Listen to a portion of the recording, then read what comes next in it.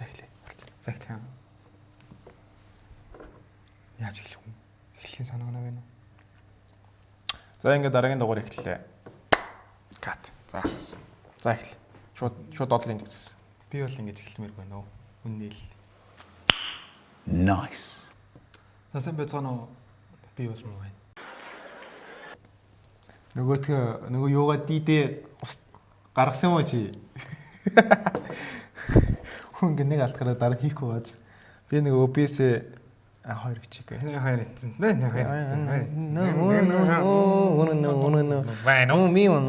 One hour later. За дараагийн дугаар та бүхэнд өрхөд бэлэн боллоо. Та бүхний сайхан шинэ жилээ тэмдэглэж байгаа гэдэгт би итгэлтэй байна. Манай шинэ жилөө сайхан болсон. Тэ? Сайхан болсон нэ? Сайхан болсон байна. За тэгээд бүгд шинжилгээнд орцгоё. Магадгүй энэ оны сүүлийн дугаар магадгүй байх юм бол бас сүүлээс хоёр дахь дугаар. За эхэлцгээе. За өнгөрсөн 7 хоногт мэдээ ихтэй 7 хоног болж өнгөрсөн. За чухал мэдээнээс их юм бол за доллар дээр ярихад бол CPI буюу инфляцийн түвшний мэдээ гарсан байна. За яг өнгөрсөн сартайгаа адилхан биш өнгөрсөн сар чинь тоон өөрчлөгдсөн. За юусэн 0.1% бол инфляц өссөн үзүүлэлттэй харагдаж байна. За тэгэхээр ерөнхийдөө ингээ 2.4 6 7 гэдэг өсчлөө тийм. Инфляц өсөрлөө. Тийм. Тэгэхээр одоо тэгээд өмнөх дугаар дээр малтардагчтэйсэнтэй адилхан одоо нэг сар гараад одоо фонсын олцлууд дээр бас сонирхолтой шийдвэрүүд гарч ирж магадгүй гэдэг хүлээлтийг бол ингээд хардталтаар бол үүсгчээд байгаа. За тэгээд юу болохыг харцгаая. За долларын индекс өнгөрсөн 7 хоногт за ерөнхийдөө өссөн үзүүлэлттэй гарч ирж байна. За 7 хоногийн лагийг харах юм бол за том биетэй ногоонлаа гарсан. За энэ нэг 106-аас 107 хавцаа өссөн юм байдалтай харагдаж байна. За дээшээ задрах магадaltaй битэр гэж яриад байсан тухайн битэрнээс стрейт за дээшээ стрейт гараад ирсэн. За өнөөдрийн байдлаар бол за нэг цэцрийн хөдөлгөөн орж ирэх магадaltaй. За энэ яагаад вэ гэхээр өсөлтийн хөдөлгөөн маань өөрөө жоохон хүчтэй биш. Ойрхон юм цэцрийн хөдөлгөөнд орж байдаг. За тийм учраас энэ дээрээс ингээд дахиад том цэцрийн хөдөлгөөн орж болов. За энэ өсөж байгаа тренд байна өөрөө доошоо задрах магадлал бүхий битэрэн дотор явж байна. За мөн ингээд харахаар хүчтэй шалтгаазан дээр ирж байгаа. За нөгөө өмнөх бичлэгэн дээр харж ирсэнчлэн нэг юм 2 цагийн доогон доошоо ирэхсэн байгаа. Буюу ингээд 4 онлын трендтэй яваад байгаа.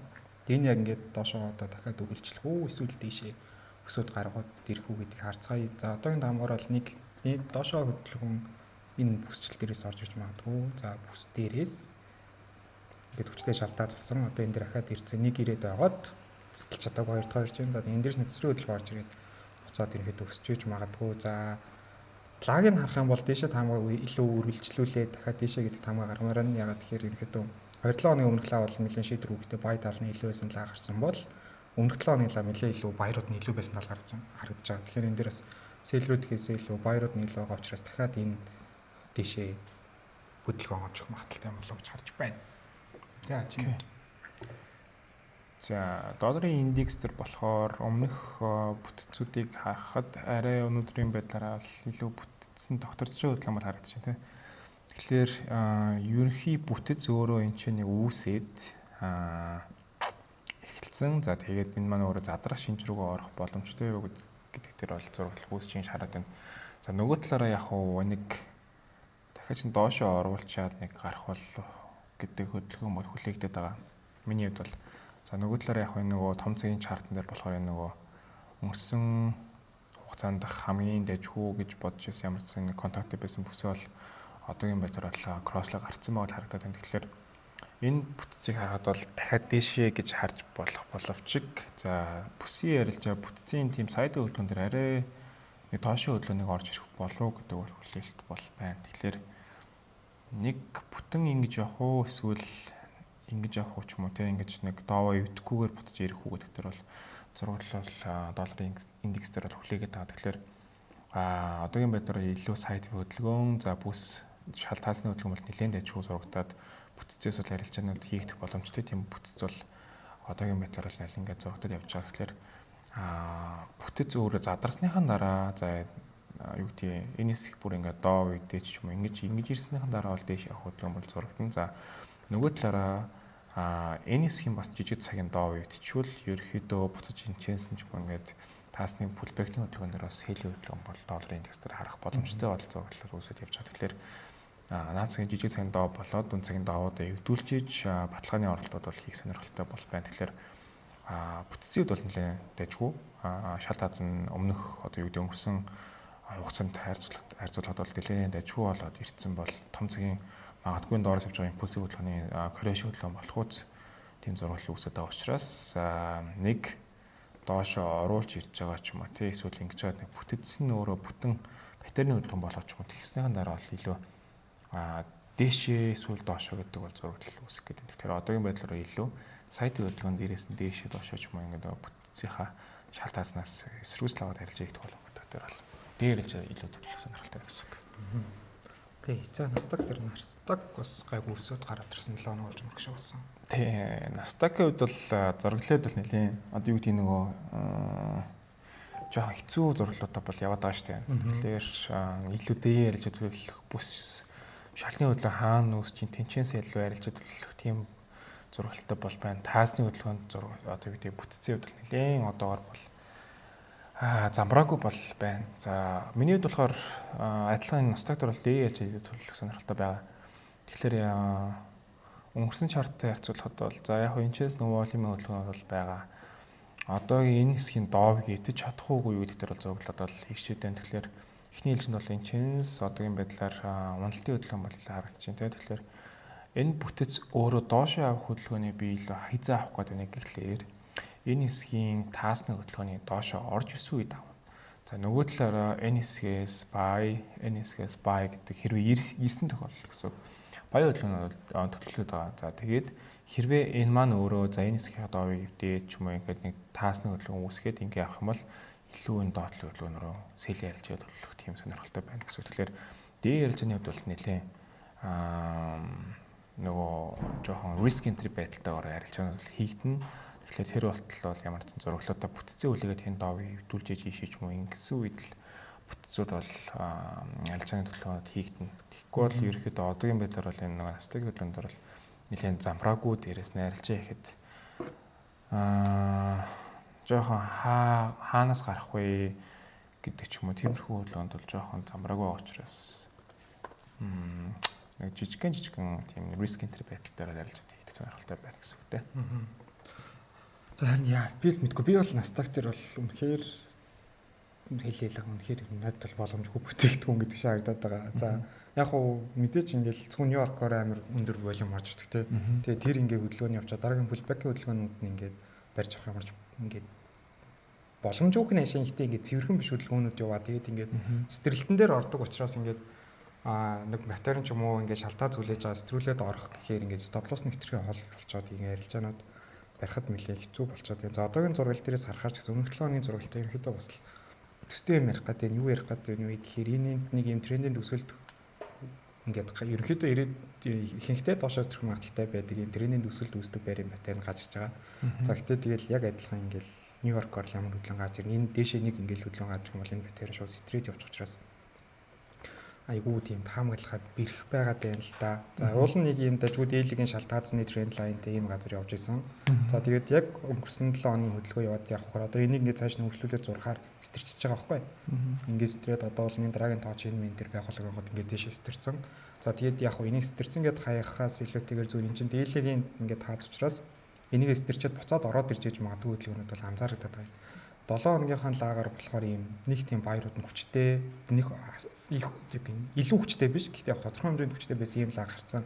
Тэгэхээр энэ 7 хоногийн лаг бас тийм том лаг гарахгүй юм шийдвэргүй юм дөвжи маягийн кандалнууд гараад ирэх магадaltaй юм болов уу гэж бодоод энэ тэгээд за яг юугийнх нь баг цагийнхан дунд цагийнхан сүүлийн доовын тодорхойлж за мэдээж энэ дээр орой гараад ирсэн байгаа. Энэ дээр 2 дахь орой байгаа. Тэгэхээр энэ дээр өсөлтийн трендийн сүүлийн орол энэ дээр үлдсэн байгаа. За хэрвээ энэ дээшээ сэтэлж чадах юм бол энэ орол өөрөө ийшээ зөөгдөөд энд сүүлийн орол үсээд энийг эндээс уналтын хөдөлгөөн энийг эвдэхгүй гэдэг таамаг аваад явж болж байна гэсэн. Тэгээд одоогийн байдлаар бол хэрвээ эндээс унж чадах юм бол энэ оролыг сэтэлж ядаж дунд одоо баг цаг дээрээ буюу энэ дээлийн чартан дээр үтсэн даун тренд эргэж болохоор ингэж анзаархаар байна. Яг ингээд цэвэрхэн оролтын зүгүүд бөгөөд яг энэ хавьяас ингээд эндний стоп лосс тавиад ингээ орчих их тийм цэвэрхэн хөдөлгөөн ерөөсөө байхгүй. Тэгээд Нью-Йорк дээр л хөдөлжөөд цаашаа ингээ волюм бүр хэмж явж байгаа байхгүй. Тэгэхээр ингээд одоо жишээл ийм жижиг рейнжүүд дээр чи ингээд аль нэг тийш арилжаанд орлоо гэж бодоод стоп лосс энэ мангар ойрхон таарч ирэн. Тэгэл нэг ийм лаанууд авчих боломжтой.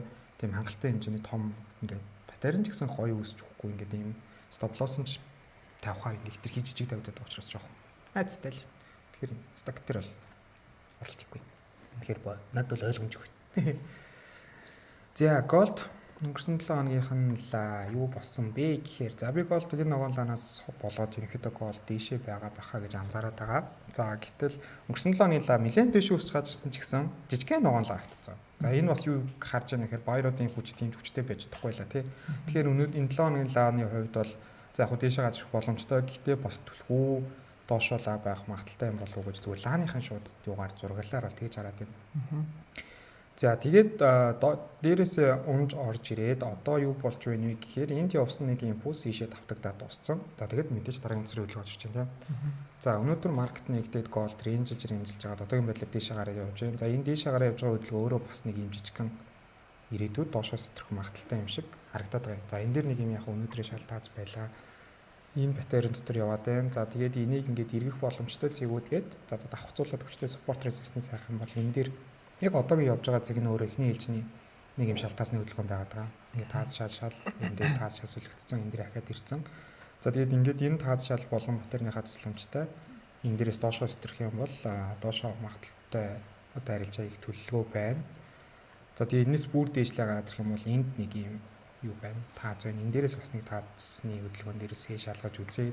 За одоогийн нөхцөл байдал дээрээс харахад бүтцийн хөдөлгөөнийх нь төслийн үед доошоо стрэх магадлал нэрээ өндөр байгаа гэдэг. За гэхдээ одоо баг цаг дээр бол яг доошоо тренд нэг хилцэн бол зүйл байхгүй. Мэдээ засварын хөдөлгөөний үндсэн трендийн дагуу буюу үндсэн даван трендийн эсрэг буюу энэ уналтын трендийг сүрч ингээд дээшээ хажиж харагдаж байгаа.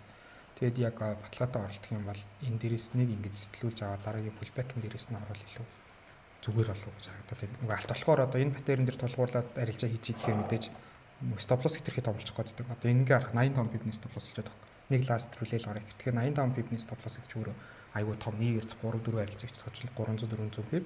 За яг алтан дээр бол явцдаг пип. Гэхдээ бас нэлээд том байгаад учраас сэтгүүлж байгаад энэ авис жоохон дээш нь pullback-ын дээрээс нь орж идэх юм бол stop loss ядаж 50 руу таньждахаар байгаад байна гэсэн үг. Тэгэхээр нэг ийм pullback-ны хөдөлгөөн хүлээж байна да.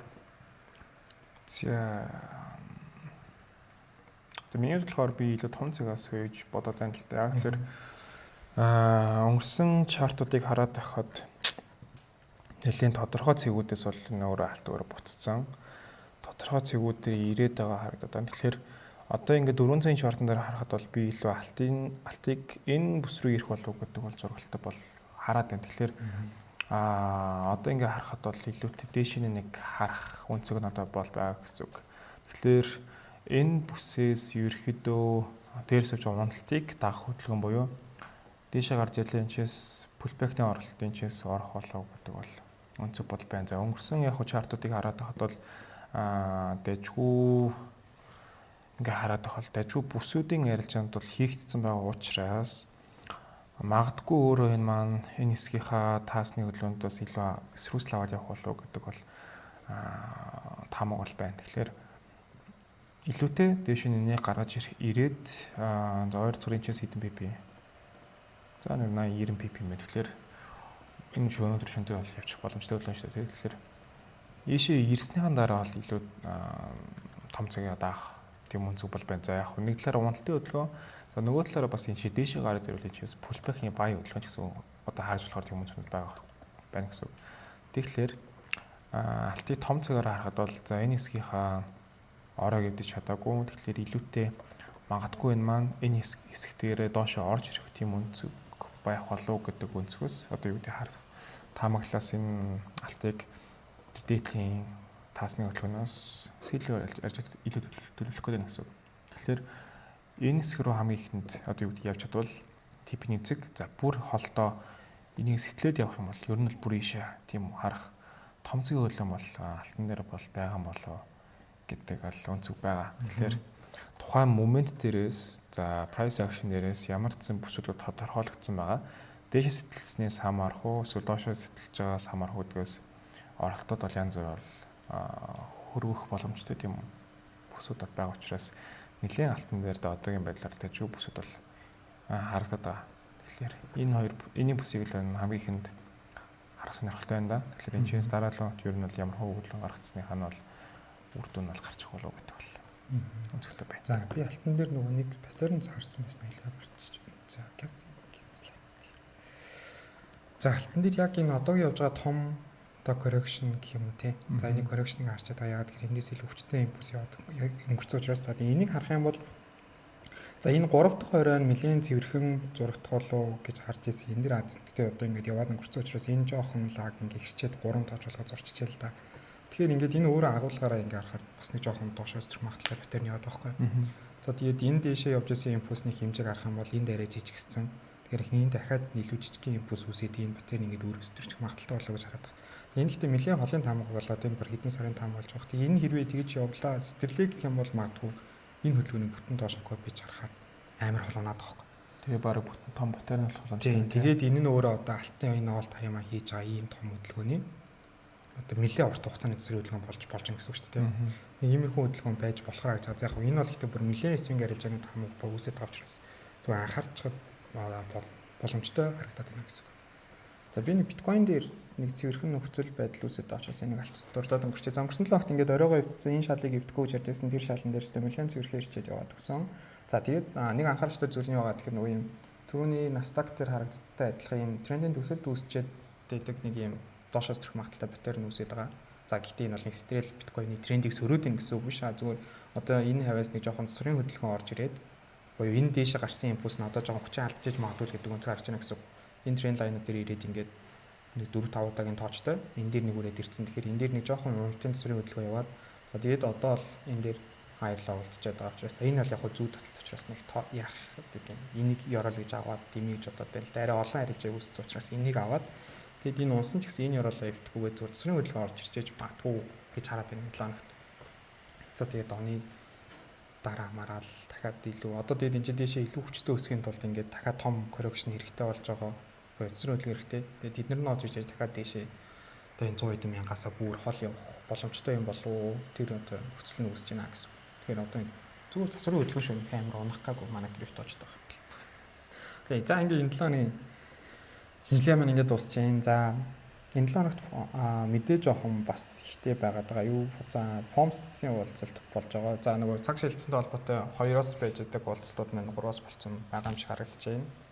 За тэгээ GDP дээр гарч байгаа юм байна. Бас мэдээ ихтэй 7 хоног байна л да. За 930-аас за паунд евро хоёр дээр 3 дахь CPI гарах юм байна. За сая Швейцар франк дээр өнгөрсөн 7 хоног CPI гараад нэлээд одоо нэг юм цаашаа үргэлжлсэн хөдөлгөөнөд орж ирсэн. Тэрийг ингээд анзаарсан бол яг тэр адилхан хүчтэй одоо нөлөө орж ирэх болохоос мэдээ 3 дахь евро паунд хоёр орж ирэх юм байна. За тэгээд бас йен дээр 4 дахь интерест рейт гарч байгаа юм байна. За тэгээд доллар дээр болохоор өдөр болгон чухал мэдээ. Тэгээд хамгийн чухал мэдээж FOMC яриа байгаад болов гэж бодож байна. За тэгээд энэ яран дээр чарэж хүнгүй бууруулчихгүй л баг л да тий. Жохон хатан л баг. Он дээр prediction-ээр бол 0.25-ны хэмжээр бол буулган гэсэн бол байна. Тэгэхээр CPI тэгэхээр ер нь бол CPI-л гайвал гэж бодож байгаа юм шиг байна. Гэхдээ яг момент дээр 4.75-аар өгүүлдэг ч юм уу. Эсвэл 4.5 болоод хөрөх үгдгээс хамаарат. Бас янз бүр хөдлөх байх. Тэгэхээр шүний харилж бол болгоомжтой байхгүй бол маркетинг өмнө хаагд гарах ч болох гэж байгаа. Анхааралтай байхгүй бол болохгүй л гэж хараад байна та. Уул нь бол ингээд ISR нь бууруулсаар хагаад нэг хол бууруулахгүйсээр л хоёр дээр харна гэдэг байна шүү дээ. Цаанд баярлалаа тэмүүлэх гэж байгаад болчихлоо. Жохон дээрээс нь буцчихлаа. За ингээд дуусаа. За тэгээд энэ 7 өдрийн дугаар маань ингээд дуслаа. За тэгээд шинэ жил нь болж байгаагүй хүмүүс ахын бол сайхан шинэ жил дээрээ маа бит хоёрын шинэ жил дуусаагүй байна. Хоёрын шинэ жил дуусаагүй байна. Захиалга бол авч байгаа. За. За энэ дугаараа ингээд дуусглаа. Дараагийн дугаар хэрвээ байвал тэр дугаараар уулзъя. Яг хоо дараагийнх нь байгаа л байх л та. Дараагийн 7 хоногт байх уу байхгүй мэдэхгүй байна. Тэгээд өдөр эзэн шинжилгээ сайхан нөлөөлөөр баяр та. Энэ видеоны төгсөл файрыг үлээлт. Энэ видеоны төгсөл файрыг үлээлт гэдэг байлаа. Дахиад нь оруулж ирлээ. За ингээд энэ сооны сүүлчийн жижиг дугаар хэлж байна. Юу гэнэ үү? Сая хүс мөн. Юу хэлж ингэж байна да? Дугаар нь хэлж юм юу шаан да? Юу шаан да? Юу шаан да? Юу шаан. Хэлэлцэн гэж юу? Хэлүүлээ. Чамаа хараад хэл бүр гэлдэх юм уу? Окей, let's go. Окей, let's go. Дубль 1-2.